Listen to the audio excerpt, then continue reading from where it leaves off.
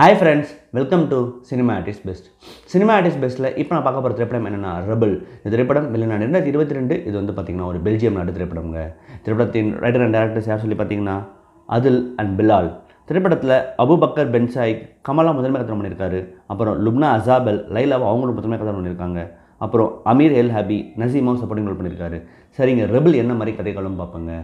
படத்தின் நாயகனான கமல் அவன் வந்து பார்த்திங்கன்னா பெல்ஜியத்தில் அவங்க ஃபேமிலியோட வாழ்ந்துட்டுருக்கான். அவனுக்கு ஒரு அம்மா அதே மாதிரி தம்பி இருக்காப்புல. இப்போ என்னென்னா அவன் வந்து அங்கே வந்து ஒரு ராப் சிங்கராகவும் இருக்கான். ஸோ ஒரு நல்ல ஒரு வாழ்க்கை தான். பட் என்ன ஆகுதுன்னு சொல்லி பார்த்திங்கன்னா அவன் மேலே ஒரு குற்றச்சாட்டம் நிகழ்ப்படுது. அதாவது அவன் வந்து ட்ரக்ஸ் வச்சுருந்தான் அப்படின்றதுனால அவனுடைய கராஜ் வந்து மூடப்படுது. இப்போது இவனுக்கு இன்னொரு பிரச்சனை என்ன வருதுன்னு பார்த்தீங்கன்னா அவங்க அம்மாட்ட சொல்கிறான், நான் வந்து எப்படி இருந்தாலும் இப்போ என்னால் ஒரு பேர் கெட்டு போச்சு, பட் கண்டிப்பாக ஒரு நாள் வந்து என்னோடய பேர் நிலைக்கிற மாதிரி நான் பண்ணுவேன் அப்படின்றான். அந்த டைமில் என்ன ஆகுது பார்த்திங்கன்னா சிரியாவில் வார் வந்து பிரேக் அவுட் ஆகுது. இப்போ என்னென்னா நம்ம சிரியாவுக்கு போயிட்டு நம்மளோட மதம் சார்ந்தவங்களை வந்து நம்ம வந்து காப்பாற்றணும். ஸோ அங்கே வந்து அவ்வளோ பிரச்சனைகள் போயிட்டுருக்குலே அப்படின்ற மாதிரி அந்த மிக முக்கியமாக முஸ்லீம் அராப்ஸை நம்ம காப்பாற்றணும் அப்படின்ற ஒரு பாயிண்ட்டை நோக்கி அவன் அங்கே நகர்ந்து போன அப்புறமா தான் தெரியுது அங்கே இவன் நினச்சது வேறு, அங்கே ரியாலிட்டி வேறுன்னு. இப்போ அங்கே மாட்டிக்கிட்ட அவன் அங்கேருந்து அந்த ரியாலிட்டிக்குள்ளேயே மாட்டிக்கிட்டானா இல்லை வெளில வர பார்த்தானா ஒன்று. அதே மாதிரி இவனை ஒரு விதமாக பிரெயின் வாஷ் பண்ண மாதிரி இவனோட தம்பி நசீமையும் இங்கே இருக்கிற பெல்ஜியத்தில் இருக்கிறவங்க மிக முக்கியமாக முஸ்லீம் பிரதர்னு சொல்லுவோம், அவங்க இவனையும் பிரெயின் வாஷ் பண்ண ட்ரை பண்ணுறாங்க. இப்போது இதை ஏற்கனவே நான் ஒரு பையன் போயிட்டான், இப்போ இந்த பையனையும் காப்பாற்ற சூழலில் வந்து இப்போ அவங்க அம்மா லைலா இருக்காப்புல. இப்போ இந்த கதைகள் எல்லாமே எங்கே போய் கடைசியில் முடிஞ்சுது அப்படின்றத ஒட்டுமொத்த கதைகளுமேங்க.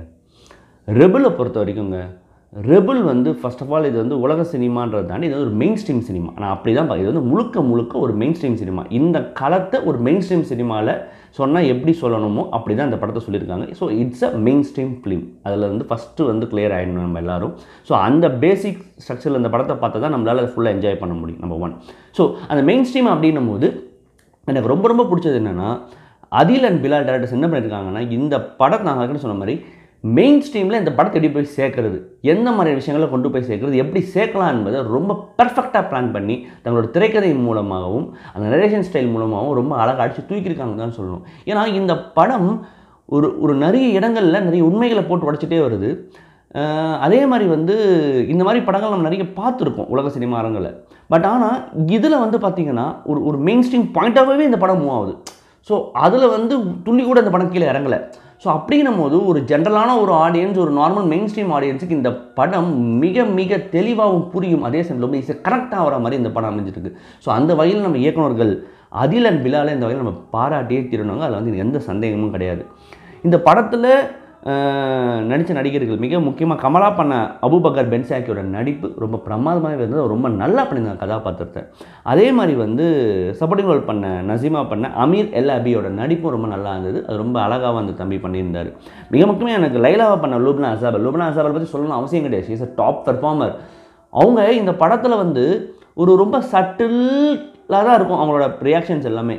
பட் ஆனால் அவங்க அந்த சட்டில் ரியாக்ஷன்ஸும் சட்டிலான சில இடங்களில் சட்டிலாக கேட்குற கேள்விகள் எல்லாம் ரொம்ப ஸ்ட்ராங்காக இருந்தது.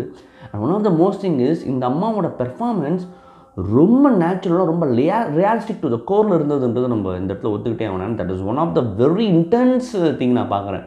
ஏன்னா பெருசாக எதுவும் தெரியாது பார்க்குறவங்களுக்கு, பட் ஆனால் அது இன்டென்ஸான ஒரு ஆக்டிங் அங்கே போயிட்டுருக்கு சட்டிலாக அப்படின்றது வந்து இந்த படம் முடியும் போது நம்ம டெஃபினட்டாக புரியும்ன்றதுல எனக்கு ஒரு ஆட்சேபனை கருத்தே இல்லை. மிக முக்கியமாக நசீம் லைலா அவங்க அம்மா கிட்ட சொல்கிற உண்மையை சொல்கிற இடத்துல wow, that was really super performance அந்த இடம். இந்த படத்தில் எனக்கு ரொம்ப பிடிச்ச விஷயம், இந்த படத்தை ரேப் சிங்கராக படத்தை நாயகனாக காமிச்சு அந்த ரேப்பை இந்த படத்தில் பயன்படுத்தின விதம் இருக்குது பாருங்கள், டெர்ரிஃபிக் அட் ஆல் காஸ்ட். ஏன்னா இந்த படத்தில் பாட்டுலாம் இருக்குங்க, ஏதோ ஒரு 6-7 பாட்டு இருக்குது இந்த படத்தில். அந்த 6-7 பாட்டுமே அட்டகாசமாக இருக்குது. அந்த 6-7 பாட்டு பிக்சரைசேஷன் பண்ண இடங்களும் சூப்பராக இருக்குது. ஸோ அது வாஸ் ரியலி சூப்பர் நான் சொல்லுவேன். மிக முக்கியமாக படத்தில் 100 கதாபாத்திரம் வரும். கமலோட ஒய்ஃபாக ஒரு இடத்துல அந்த ஒய்ஃபை தூக்கிட்டு போயிடுவாங்க. அப்போ அந்த பேக்ட்ராஃபில் அந்த பாட்டில் அந்த வழியை கடத்தியிருப்பாங்க. That was really super. That was really டெரிஃபிக்ன்றதுல எனக்கு இந்த சந்தேகம். That was super. அதே மாதிரி கிளைமேக்ஸ் எபிலாகில் ஒரு ரேப் சாங்கு அட்டகாசம் அந்த ரேப் சாங். அது பல உண்மைகளை அந்த சாங்கில் நம்ம அப்படி தெளித்து அடித்த மாதிரி இருக்குது. That was really super. அதாவது நிச்சயமாக பாடல்கள் வந்து நம்ம எப்படிலாம் நமக்கு வந்து பாடல்கள் நம்ம ஊரில் ரொம்ப நல்லா பயன்படுத்தக்கூடிய நம்ம இந்த மாதிரிலாம் பாட்டை பயன்படுத்தணும்னு நினைக்கிறேன். எப்படி பயன்படுத்தணுன்ற இந்த படம் பார்க்கும்போது நமக்கு தெரியும். ஏன்னா அவ்வளோ அழகாக கதைக்கு ஏற்றதை கதையே டிரான்ஸ்லேட் பண்ணுற இடமா அந்த படங்கள் அமைஞ்சது மிகப்பெரிய விஷயம். படத்தின் நாயகன் ராப் சிங்கராக இருக்கிற மாதிரி ஒரு விஷயத்தை கொண்டு வந்து இதை கொண்டு வந்தது இன்னும் ஒரு பியூட்டிஃபுல்லான விஷயமா இந்த படத்தை நான் பார்க்குறேன். இந்த படத்தில் இருந்தும் எனக்கு மைனஸாக பட்டது ஒரு ப்ராக்டிக்கல் டிஃபிகல்ட்டிஸை ரொம்ப ஓப்பனாக கொஞ்சம் ஸ்ட்ரைட்டாக சொல்லியோ.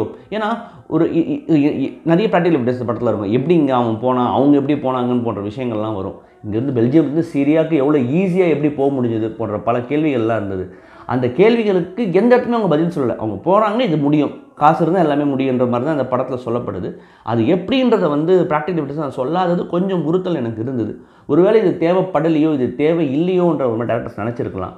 பட் ஸ்டில் எனக்கு என்னென்னா அது இருந்திருந்தால் இன்னும் நல்லா இருந்திருக்குமே. மேபி லென்த்தாக இருந்திருக்கும் படம், பட் ஸ்டில் அது இருந்தால் இன்னும் பவர்ஃபுல்லாக இருந்திருக்குமேன்ற உணர்வு எனக்கு தோணுச்சு. மேபி டேரக்டர்ஸ் அதை ஒரு பாயிண்ட்டாக எடுக்காதது ஒரு சின்ன ஒரு மைனஸாக நான் பார்க்குறேன். பட் ஸ்டில் இருந்தும் அந்த கிளைமேக்ஸ் எபிலாகுக்கு முன்னாடி அந்த ரெசல்யூஷனுக்கு முன்னாடி வர அந்த கிளைமேக்ஸ் ஒரு உண்மை ட்விஸ்ட்டு ஃபேண்டாஸ்டிக் ட்விஸ்ட். அது கொஞ்சம் ஹார்ட் பிரேக்கிங்காகவும் இருந்ததுன்றது டெஃபினட்டாக சொல்லி ஏற்றிடணுங்க. இந்த படம் பார்த்திங்கன்னா கான்ஸ் ஃபிலிம் ஃபெஸ்டிவலில் இட் வாஸ் பின் ப்ரீமியர். முதல் முறையாக அந்த படம் ப்ரீமியர் பண்ணப்பட்டது. இந்த இடத்துல இந்த படம் கேனில் நாமினேட் ஆகலை. பட் ஆனால் இது மெயின் ஸ்ட்ரீம் சினிமா கானில் ப்ரீமியர் ஆனது மிக முக்கியமான ஒரு பெரிய விஷயமாகவே நான் இந்த இடத்துல பார்க்குறேன். இந்த படம் அதை தவிர்த்து பார்த்திங்கன்னா 9 wins 18 நாமினேஷன் இருக்குங்க பல ஃபெஸ்டிவல்ஸில். டெஃபினட்டாக நீங்கள் ரெபல் படம் பாருங்கள். ஒரு சிறந்த படத்தை பார்த்த பற்றி உங்களுக்கு கண்டிப்பாக இருக்கும், சந்தேகம் இல்லைங்க. மறுபடியும் தரமான உலக சினிமாவோடையோ ரீஜனல் சினிமாவோடையோ இந்த ஷார்ட் ஃபிலிமோடையோ சந்திக்கிறேன். நன்றி, வணக்கம்.